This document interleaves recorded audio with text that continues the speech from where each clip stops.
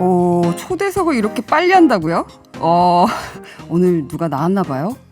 그렇습니다. 수요일, 매주 수요일마다 초대석이 있는 날이죠.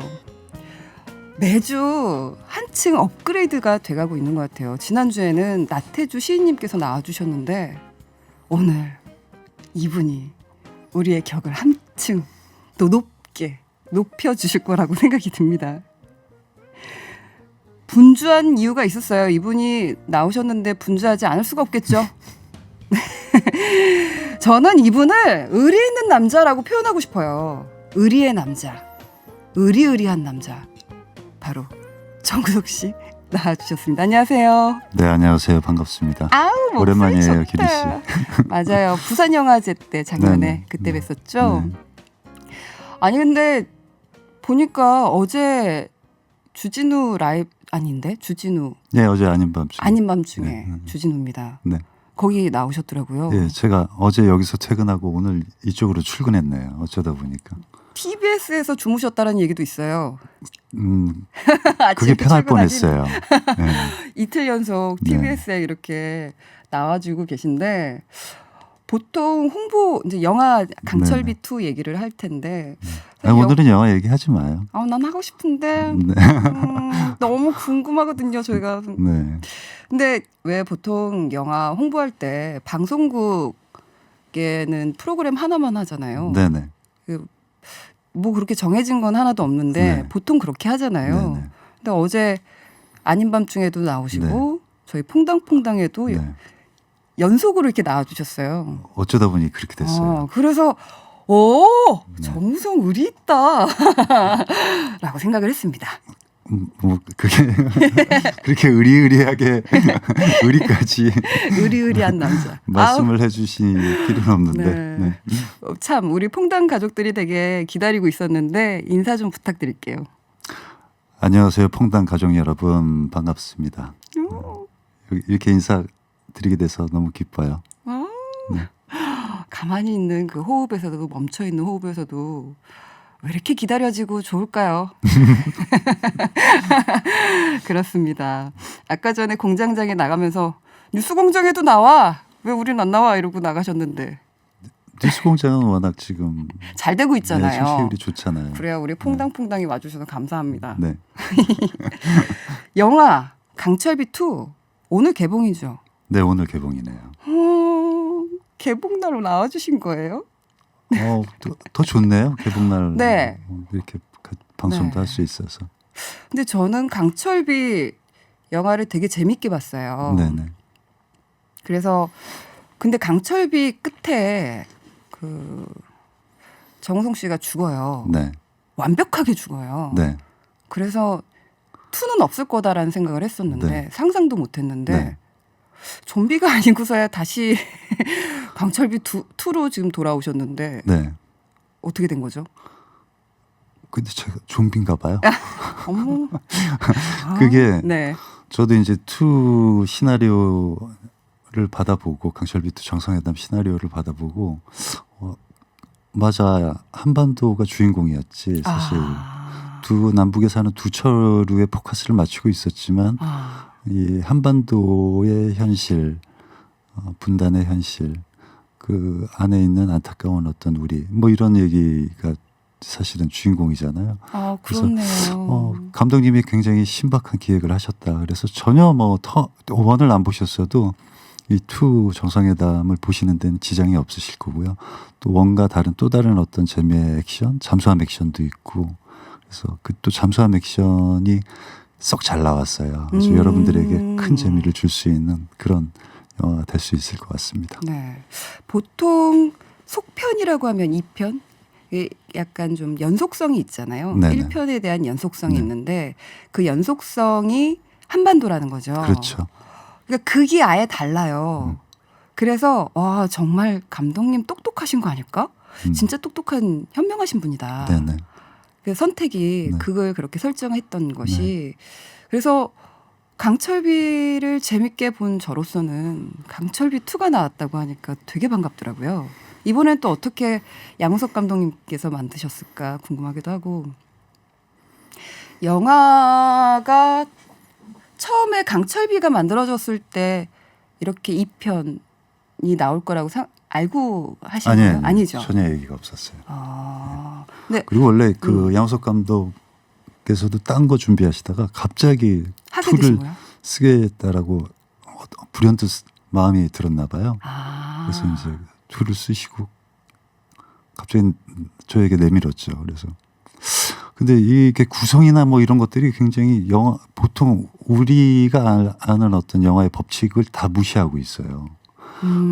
그래서 이를테면 뭐 일단 주인공이 주도적이지 않은데 상당히 주인공의 인내가 마지막에는 그 이해가 되는 그리고 그 안에서 또 갑자기 그 풍자 블랙 코미디도 나오고 뭐 액션도 나오고 이렇게 다양한 감정을 어떻게 섞을 수가 있을까? 이거 잘못하면 이게 아킬레스건이 되는데 우리 영화에. 그래서 어떻게 보면 같이 참여한 사람으로서 그런 하나하나의 어떤 넘어야 될 산들을 굉장히 조심스럽게 하지만 확신을 갖고 그렇게 촬영을 했던 영화였던 것 같아요. 강철비 2 정상회담.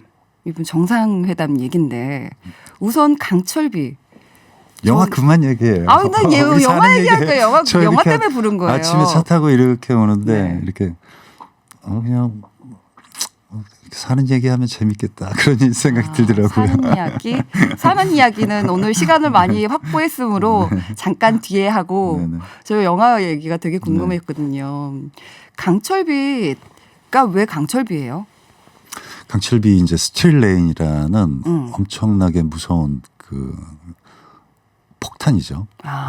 그런 폭탄이 있어요? 네네, 그 무기죠. 그 무기의 이름이기도 하고. 그러면 그 무기가 강철비 1에서 처음에 나오는 쏟아지는 그 네네, 맞아요. 비같이 쏟아지는 네네, 게 그 네. 강철비인 거예요. 네네. 그런데 이제 감독님이 또 재밌는 게 그 강철비를 이렇게 번역을 하면은 뭐 강철 스틸레인을 번역을 하면 강철비가 되잖아요. 네네. 그래서 그 강철비에서 또 이제 주인공들의 이름을 또 이렇게 어떻게 연상을 해서 철우라는 걸 만든 거예요. 다 연결이 돼 그렇죠. 있네요. 비는 또 비유자를 쓰면 우잖아요. 네. 그렇구나. 네네. 그리고 이제 그걸 또 한문의 뜻을 다르게 해서 뭐 원에서 제 이름은 이제 철우, 강철 같은 친구, 버두자를 해서 뭐 그런 식으로 이렇게 연관성을 두고 남북한의 두 캐릭터 이름을 같게 한 거는 입장이 바뀌어도 별반 다를 거 없는 그런 처지 아닌가라는 어떤 그리고 남과 북에 사는 민중들이 체제가 다를 뿐이지 무엇이 다른가라는 질문을 할 수 있는 그리고 이제 또 그 스틸레인 강철비라는 그 엄청난 어떤 그 폭력적인 무기는 결국에는 우리 분단을 얘기하는 그런 어떤 여러 가지 비유가 들어가 있는 좋은 제목인 것 같아요. 네. 처음에는 강철비 이게 뭐야? 이게 왜 이렇게 투박하지라는 생각을 했는데 또 이렇게 설명을 듣고 나니까 뭔가 이유가 있을 거라는 생각은 들었는데 어디에서 풀어주는 적이 없더라고요. 네. 그래서 이렇게 직접 이 얘기는 잘했네요. 항상 궁금했던 게 강철비는 도대체 뭐예요? 무슨 얘기지? 혹시 그런 게 아닐까라고 생각을 했었는데 이렇게 배우님한테 이야기를 들으니까 더 쉽게 이해가 되네요. 네. 이번에 그 강철비에서 맡은 역할이 대한민국 대통령 한경재. 네. 그러면 한경재라는 이름도 뭔가 연결성이 있을까요? 그건 아니고요. 괜히 경제를 생각하는 경제 대통령이 할 때 이제 쟤는 어인데 네. 감독님이 이제 너무 경제에 어이를 쓰면 너무 경제이다. 그러니까 네. 아이의 이제 제 경제하고 그리고 감독님이 이제 경제라는 뭐 이름을 지은 거는 원래 그 대통령의 지지율은 경제 아닙니까? 그래서 한 대통령은 이름이 경제이기 때문에 지지율이 높은 대통령입니다. 라는 그런 어떤 본인만의 어떤 의미를 투영을 했더라고요. 그렇군요. 저 이제 뭐 사랑 이야기 아까 말씀도 하시긴 했는데 사실 여러분 이 남자의 취향 궁금하지 않으세요? 취향 궁금합니다. 어떤 노래 좋아하세요? 평소에 노래 많이 들으세요? 많이 이렇게 계속 이렇게 하루 종일 듣는 편은 아니고요.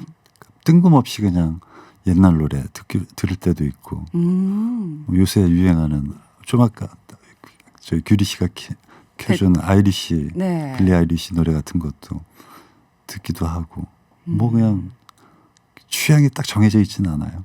그렇군요. 네. 오늘 노래를 좀 신청곡 좀 달라고 했거든요. 네, 그랬더니 동물원의 흐린 가을 하늘에 편지를 써. 네. 이 노래를 신청해 주셨어요. 네. 혹시 뭐 인연이 있거나 뭐 사연이 있나요? 어떤 특정한 사연보다는 이 노래를 들었을 때 그 정서가 있잖아요. 제가 이 노래를 들었을 때 그때의 저로 돌아간다면은 너무나도 막연한 어떤 세상 속에 혼자 있는 어떤 그 남자아이가 보여요. 근데 그때의 정서가 아무것도 없지만 너무 저에게는 소중했던 시간이었던 것 같거든요. 왠지 정우성 씨한테 소중한 음악이라고 하니까 소중해지지 않습니까? 이 노래 함께 듣겠습니다. 동물원의 흐린 가을 하늘에 편지를 써. 김유리의 퐁당퐁당. 강철 같은 남자 정우성 씨가 함께하고 있습니다. 1842님께서 비가 엄청 내리는 날 정우성 님이 내려왔네요. 네, 라고 해주셨습니다. 제 우성의 우자가 비우자예요. 진짜로요? 네네. 오, 이렇게 가니까, 갑자기 무릎을 탁 치게 되네요. 원래 비우자는 이름에 잘 안 쓴다고 하더라고요. 그러면은 네. 궁금한 게, 그러면 정우성, 그 네. 우성이라는 거는 네. 이름은 네네. 어떤 의미를 가지고 있나요? 뭐 뜻을 연결하면 큰 의미는 없는 것 같아요. 뭐 비우자의 성활성, 나라 정자. 뭐 그러니까 뭐 풀이를 해보면 뭐 나라에 큰 일이 생겨도 뭐 성할 사람이다 뭐 이런 거 아닐까요? 혹은 뭐 그런 일이 생겨도 네. 그 성하게 만드는? 네, 이렇게 네, 좀 뭐 좋은 쪽으로만 그렇습니다. 해석한다면 네, 우리 포장합시다. 그렇습니다. 지금 많은 분들께서 아까 전에 신청해 주신 동물원의 노래 함께 너무 좋아해 주시네요. 네. 왠지 편지를 써야 될 것 같다고 네. 많은 분들이 그래 주시는데 네. 네. 우리 서로에게 이렇게 마음의 격려의 편지를 늘 보내면서 살아야 될 것 같아요. 좋다. 어떡하지 이 남자? 그렇습니다. 저 강철비 얘기, 사는 얘기도 너무 중요한데 사실 저는 좀 강철비 얘기가 너무 궁금해요. 강철비 우선 원을 봤었을 때 정말 제가 되게 궁금했던 장면이 하나가 있어요. 이 장면이 어떤 장면이냐면 휴게소를 가는 두 명의 철우가 휴게소를 가는 장면인데 그 장면에서 정우성 씨가 딱 차에서 내려서 휴게소 쪽으로 가다가 턱에 발이 탁 걸려요. 네. 근데 아무렇지도 않다는지 그냥 바로 서가지고 네. 우리가 그렇듯이 네. 우리 살면서 그러잖아요. 네. 이렇게 턱에 살짝 걸려도 걸렸다가 바로 중심을 잡잖아요. 철우도 마찬가지로 그렇게 하더라고요. 근데 저는 그 장면에서 저거 애드립일까? 아니면 감독이 시켰을까? 아니면 원래 대본에 있었을까? 되게 궁금하더라고요. 대본에 없었어요. 없었죠. 그리고 턱이 거기 있는지 제가 못 봤어요. 우연하게 만들어진 네네. 장면이에요. 네. 근데 그 행위 한 장면에서 네. 어떤 걸 느꼈냐면 막 이렇게 큰 흐름이 이야기의 흐름이 막 지나가고 있잖아요. 네. 묵직하게. 네. 그래서 또 긴박하게 막 지나가고 있고 어떻게 될까? 그 다음은 하면서 이제 막 긴장감의 연속이었는데 네. 그 장면 하나에서 마음이 탁 무장해제가 되는 거예요. 네. 사람의 얘기지. 아 맞아요. 네, 그 얘기예요. 네, 그런 느낌이죠. 그냥 영화를 그냥 누군가의 다른 사람의 이야기를 보는 게 아니라 그냥 가까운 네네 우리의 얘기인 것 같아서 마음이 무장해제가 딱 되는데 연결해서 나오는 신이 네. 그 깽깽이 국수 네네. 맞나요? 네네. 그 잔치국수를 네네. 북한에서는 깽깽이 국수라고 네네. 부르나 봐요. 네네. 네, 그거를 먹는 두 철우의 그 모습을 보면서 아, 그냥 그 한 장면만으로도 소통이 되는 게 그냥 확 그 설득이 돼버리더라고요. 네네. 그래서 그 장면이 되게 저한테는 많이 인상 깊었는데 좀 되게 중요한 변곡점이 아니었을까? 감정의 흐름 중에 라는 생각이 들었는데 어떠셨나요? 저희도 이제 그게 만약에 이제 그게 제가 이제 전혀 시나리오에도 있지 않았고 그리고 어떻게 보면은 그 휴게소 쪽으로 가는 엄철우의 심정이 굉장히 무거웠기 때문에 그런 돌발적인 어떤 모습이 표출됐을 때 그게 싫으면 다시 가자고 했었을 거예요. 그리고 아마 다시도 한번 갔었던 것 같아요. 근데 결국 그걸 쓴다라는 거는 어떤 그런 어떤 거대한 사건에 휘말린 어떤 그런 영화 안의 인물이 아니라 그 인물들은 결국엔 우리와 같은 어떤 중요한 일 안에서도 사소한 일들이 계속해서 본인에게 있지만 또 버텨내려고 하는 그런 어떤 작은 버팀의 행위가 결국엔 큰 일도 버틸 수 있는 거니까 그런 의미에서 아마 편집에 그게 적용이 된 것 같아요. 이런 이야기를 알고 나면 왜 영화 볼 때 다시 보이잖아요. 그 장면이. 네. 그리고 더 애착이 가게 되거든요. 아마 이제 강철비 원을 보신 분들도 계시고 앞으로 보실 분들도 계실 텐데 그리고 우연하게 또 강철비를 보시는 분들도 계실 텐데 이런 이야기를 가지고 있다면 영화가 좀 더 재미있게 느껴지지 않을까라는 생각이 듭니다.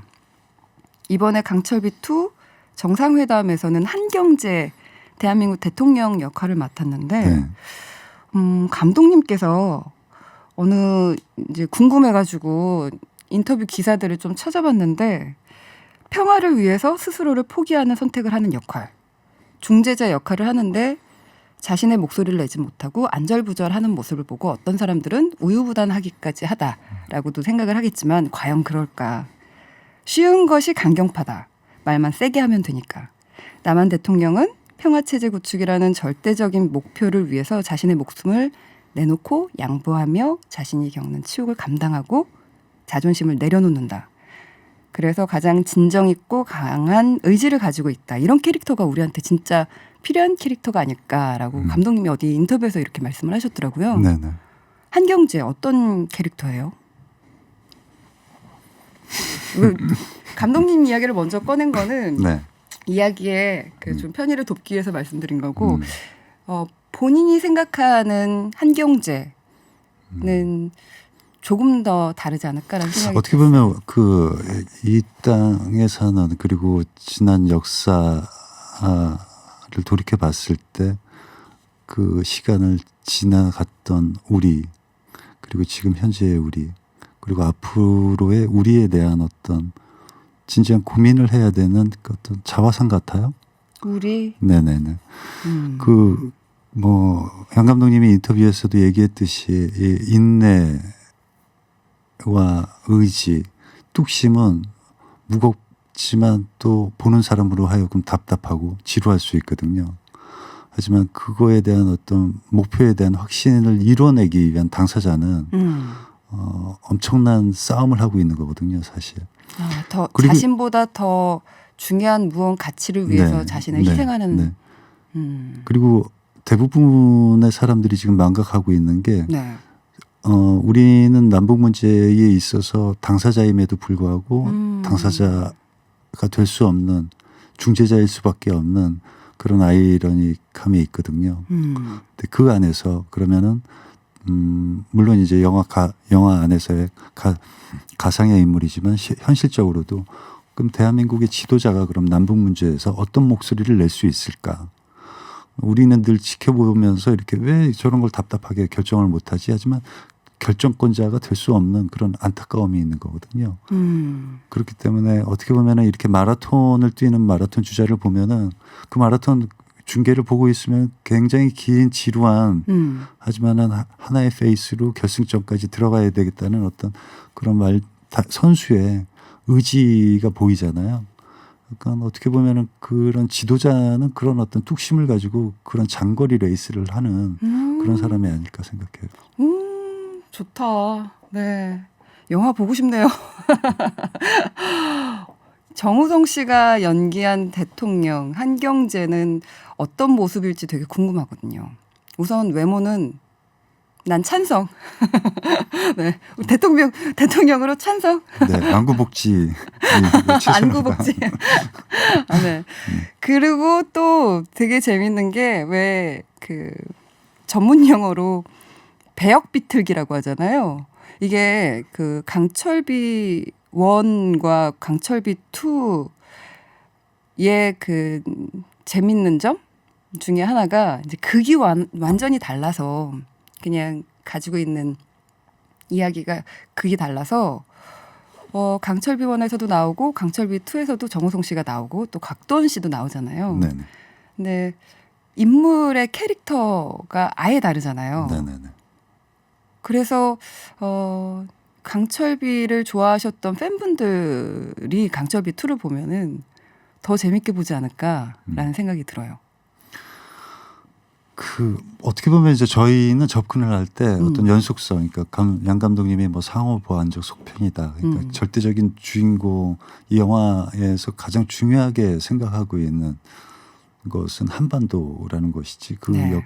그 중간 그 한반도에 있는 살고 있는 존재하는 우리에게 포커스를 맞추고 있지만은 뭐 그게 연속성을 가질 필요는 없다라는 상상력으로 이렇게 이야기를 꾸몄기 때문에 캐릭터에 접근할 때는 그러니까 원의 엄철우와 곽철우는 다 버리고 완전히 새롭게 도전을 할 수 있었거든요. 그니까요. 네. 그렇기 때문에 아마 보시는 분들도 그 점이 어떻게 저렇게 다르게 접근을 했지에 대해서 이렇게 흥미롭게 받아들일 수는 있으시겠지만 배우 입장에서는 또 이렇게 매번 어떤 다른 영화를 선택할 때 다른 캐릭터로 접근하는 게 좀 저희에게는 익숙하잖아요. 그렇죠. 네. 근데 이제 뭐 또 재밌긴 하더라고요. 현장에서 이제 그 곽도원 씨가 호위총국장 제복을 입고 등장했을 때 곽도원은 저런 게 어울리는구나. 제가 아직 보진 않았지만 진짜 잘 어울릴 것 같아요. 네. 근데 강철비 1에서도 사실은 그 곽도원 씨 같은 경우에는 좀 넉넉하고 유머러스하고 능글능글한데 냉철한. 네. 냉철한 직업이 뭐였죠? 저기 청와대 외교안보 네, 그랬죠. 근데 이번에 쿠데타의 주 세력이에요. 네네. 그래서 강경파죠. 강경파고. 그래서 왠지 그것도 막 화난 모습도 진짜 막 네. 너무 잘 어울릴 것 같은데. 첫 등장부터 화나 있더라고요. 네. 눈매가 쫙 올라가가지고. 네. 그런 역할을 맡았으니까. 네네. 그래서 그분도 되게 재밌을 것 같다는 생각이 들고 정우성 씨는 우선 강철비에서 1에서는 액션을 엄청나게 많이 하셨는데 몸 괜찮으셨었어요? 몸이 그렇게 최적화되어 있는 몸이 아닌가 액션에 라는 생각이 들 정도로. 그렇지는 않고요. 액션 하기 전에 늘 연습을 충분히 하고 촬영을 하기 때문에 뭐 큰 부상 없이 이렇게 촬영을 마무리하지만 촬영이 끝나면 피곤은 해요. 그렇군요. 몸살도 있고. 그럼 강철비 2에서는 과연 액션을 어떻게 하실까 궁금하기도 하더라고요. 진념과 의지의 투영이라고 해야 되겠죠. 네. 그 쿠데타 세력으로 인해서 핵 잠수함에 그 새 정상이 네. 정상회담을 하다가 네. 납치가 네. 되잖아요. 네. 그래서 본의 아니게 감금이 되는 거죠. 감금이 돼서 거기에서 또 정상회담을 네. 하게 되게 네. 되는데 그러면 공간이 좁아서 좀 인물 묘사, 심리 묘사 이런 거 보는 재미가 또 있을 것 같은데. 그렇죠. 협소하고 밀폐된 공간이기 때문에 그러니까 어떻게 보면은 이 뿜어내는 어떤 체온의 열기 그리고 숨 이런 거 하나하나가 이렇게 고스란히 다 서로에게 아주 민감하게 그리고 크게 이렇게 와닿을 수 있었던 공간이었던 것 같아요. 물론 뭐 이제 장시간 촬영에 있어서는 뭐 스태프들의 피로도나 배우들의 피로도도 높아지겠지만 사실 상상을 해보면은 진짜로 거기에 감금된 그 세 사람이라면은 훨씬 더 어떤 육체적 정신적 피로와 스트레스가 있을 거란 말이죠. 그러니까 오히려 액션이 있었겠네요. 네네. 오히려 이제 그런 어떤 현장의 그런 공기 그런 상태를 더 이용할 수 있는 여지가 있는 거죠. 재밌겠다. 그 상황 자체가 왠지 아직 보진 않았지만 되게 유머러스한 블랙 코미디도 있을 것 같고. 그러니까 그런 어떤 극단적인 어떤 상황에 내몰림으로써 어떤 또 인간적인 어떤 본성의 모습, 본능적 모습들이 이렇게 도출되잖아요. 그럴 수 있겠네요. 하지만 그럼에도 불구하고 중간에 있는 한 대통령은 이렇게 뭔가 절대적으로 이루어야 되는 간절함이 있기 때문에 내려놓지 못하고 좌불안석하는 그런 어떤 모습도 있고. 그래서 이 작품을 그 가름해 볼 수도 있을 것 같다는 거는 그럴 수도 있을 것 같아. 이런 일이 만약에 벌어진다면 진짜 이러지 않을까라는 상상을 할 수가 있는데 사실 영화의 시작은 상상에서 시작되잖아요.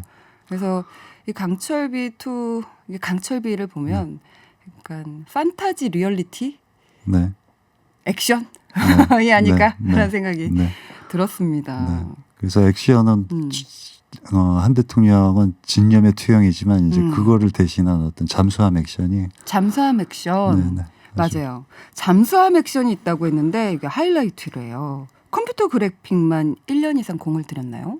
네, 그렇기도 했고 이제 뭐 현장에서 이제 그런 어떤 그 폭파의 진동이나 뭐 잠수함 자망이나 부상할 때 경사도 이런 것들을 실질적인 어떤 장비 위에 세트를 올려놓고 그런 것들을 다 구현하면서 그 안에서 촬영을 했기 때문에 훨씬 더 박진감과 실감이 느껴지실 겁니다. 아, 그렇군요. 달밤블루님께서 강철비2 직접 가서 보고 싶은데 스포 그만이요. 알았어요. 안 할게요. 아니 근데 궁금했거든요, 저는. 네. 근데 그 아예 영화를 보는 자세 중에 아예 모르고 보는 것도 좋고요. 기대 안 하고 보는 게 원래는 온전히 영화를 즐길 수 있는 거죠. 그리고 또 한편으로는 조금 팁을 가지고선 보면 저 씬이었구나 라는 그런 것도 있거든요. 근데 우리 정호성 씨 모셨으니까 좀 들어봐야죠. 네, 지금까지 들어봤고요. 그리고 우리 인간적인 얘기 해볼까요? 네.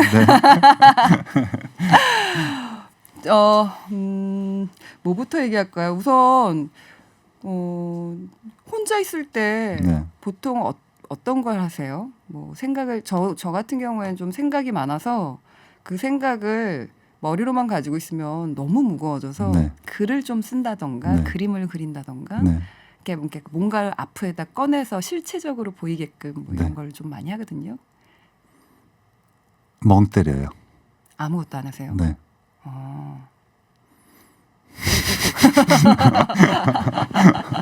그렇군요. 네. 잠깐 나를 놔야죠. 네.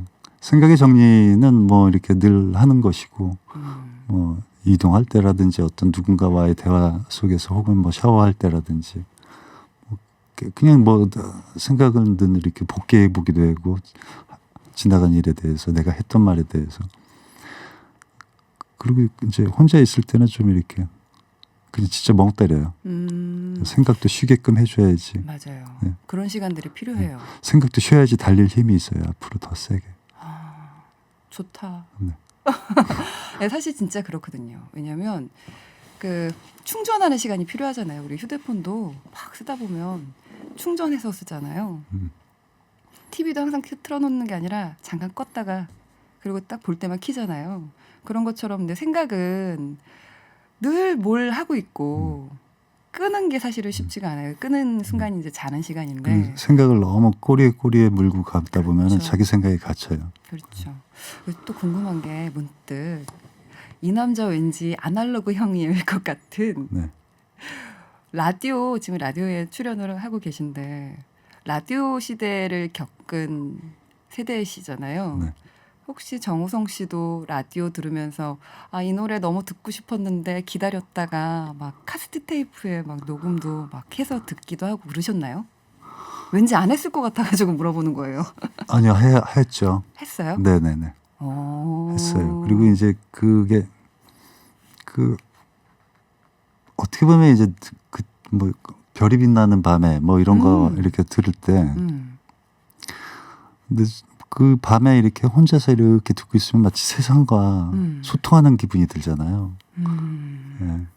뭔가 그리고 그냥 일방적인 이야기를 들으면서 이렇게 나를 대입시켜 볼 수도 있고, 그리고 이제 거기서 흘러나오는 노래들에 또 이렇게 동화가 되기도 하고. 그때는 이제 그렇게 노래 한 곡도 이렇게 만약에 그 레코드나 테이프를 살 여유가 없으면은 라디오에서 맞아, 그렇게 그리고 이제 이게 녹음 기능이 있는 이 라디오가 나오는 그 조그마한 카세트 네. 그것도 레코딩이 카세트도 되는 게 있어요. 그것도 기기가. 사실은 이렇게 손 안에 들어왔을 때 행복이 있었던 거죠. 그러니까 모든 게 하나하나가 다 뭔가 이렇게 내가 간직하는 데에는 과정이 필요했고 시간이 필요했고 돈도 필요했고, 그러니까 이렇게 더 값진 거죠. 그러니까 소유하게 되는 거죠.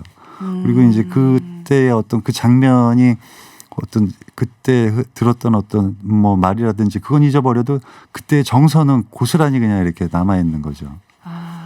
그 정서가 남아 있어서 그 사람을 좀 더 풍부하게 만들어주는 게 아닐까라는 네네. 생각이 들어요.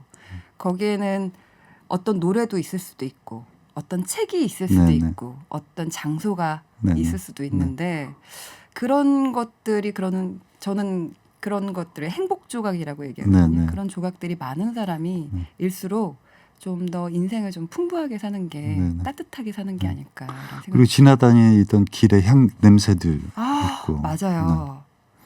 어떤 향이 남아 있나요? 궁금합니다. 뭐 예전에는 길에 조그마한 포장마차도 많고 막 분식 파는 데도 많고 그랬잖아요. 그런데 이제 산한 이렇게 날씨가 쌀쌀해질 때 낙엽도 떨어지고 그러면 그 바람에 실려오는 여러 이렇게 냄새도 있는데, 이제 버스 정류장 같은 데서 이렇게 뭐 사람들 그 소음이 아주 감미롭게 들리는 거죠. 그런데 이제 저쪽에서 갑자기 뭐 분식 냄새도 실려오면 맛있겠다. 뭐 이런 그 짧은 순간에도 되게 많은 어떤 이 사회의 공기와 그런 느낌들이 이렇게 간직되는 어떤 그런 순간들이 있었던 것 같아요. 정우성 씨도 힘든 시기들이 분명히 인생에서 있었을 텐데 어떤 걸로 좀 극복을 하셨어요? 뭐 생각이라든가 아니면 돌이켜 보면 그때 힘들다라고 생각해 본 적이 없었던 것 같아요. 힘들다라는 생각은 해본 적이 없어요. 그냥 이게 받아들이시는 건가요? 네네네네. 인생의 한 과정이다라고. 네. 그냥 받아들였어요. 그리고 받아들이고 계속해서 이제 뭐 아무것도 없는 내가 그러면은 이 세상에서 무엇을 찾아야 되지 하면서 이렇게 찾아다닌 것 같아요. 사실 제가 지금 어떤 시기가 제일 좋아요? 어떤 시기에 대한 애정이 제일 커요? 그거를 묻는다면 데뷔하기 전에 막연했던 아무것도 없었던 그런 나의 그 시간들이 되게 값지고 소중했던 것 같아요. 저는 이 시간에 되게 값지고 소중한데 시간이 너무 빨리 가고 있습니다. 지금 1분 55초밖에 안 남아서 지금 고민 중이에요. 끝곡을 좀 소개를 해달라고 할까, 아니면 시를 하나를 좀 드렸는데 시를 좀 해달라고 할까 지금 고민인데 시간이 없어서 끝곡을 소개해달라고 하고 싶네요. 네네. 신청곡이세요. 네. 그 워킹맘님께서 워킹맘 힘들어님께서 DJ 할 생각 있으세요 하셨는데, DJ 톤으로 혹시 그 마지막 곡을 네. 마지막 인사로 좀 해주시면 어떨까 싶습니다. 소개를. 네. 저의 마지막 신청곡입니다. 좋다. 정태춘 박은옥의 92년 장마 종로에서. 네, 이 곡과 함께 저희 둘은 물러가도록 하겠습니다. 영화 오늘 개봉이니까 잘 되시기 바랄게요. 감사합니다. 함께 해주셔서 감사합니다. 감사합니다. 초대해 주셔서. 네, 여러분 저는 내일 봐요. 안녕.